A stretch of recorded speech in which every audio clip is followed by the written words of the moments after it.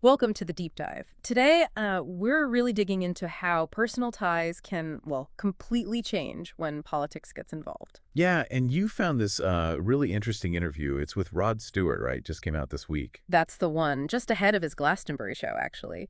And he's surprisingly open about his former friend, Donald Trump. He really is.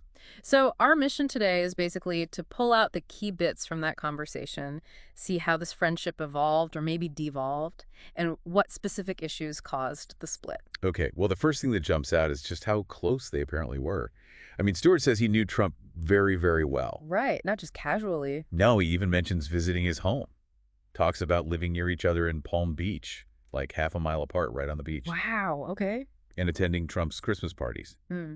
He said, he initially liked him for that, saw him as a man's man. That really paints a picture of their past relationship. It makes you wonder, how people in the public eye handle these friendships when politics becomes so central. And actually, back in 2015, before the election, Stewart even told Billboard something like, I have strong political beliefs, but I don't want to get into it. Donald Trump happens to be a friend of mine.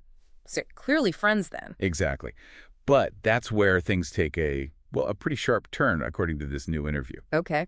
Stewart explicitly says, since he became president, he became another guy, somebody I didn't know. So the change for Stewart is directly linked to Trump's presidency, his actions, his policies. Undeniably. That's how he frames it. So the friendship obviously soured. What did he pinpoint as the actual breaking point? How did he go from friend to not? He was very direct about it. When the interviewer asked if he still saw Trump as a friend, his answer was just, no, I can't anymore. Just flat out no. Yeah. And the specific thing he named, the policy that was like his line in the sand, it was the sale of arms to Israelis. Ah, okay. That's very specific. What was his reasoning behind citing that particular policy? Well, he tackled it head on. He asked rhetorically, I guess, as long as he's selling arms to the Israelis, and he still is, how's that war ever going to stop? A strong point from his perspective. And then he made this powerful historical comparison. He said, what Israeli President Netanyahu is doing to the Palestinians is exactly what happened to the Jews.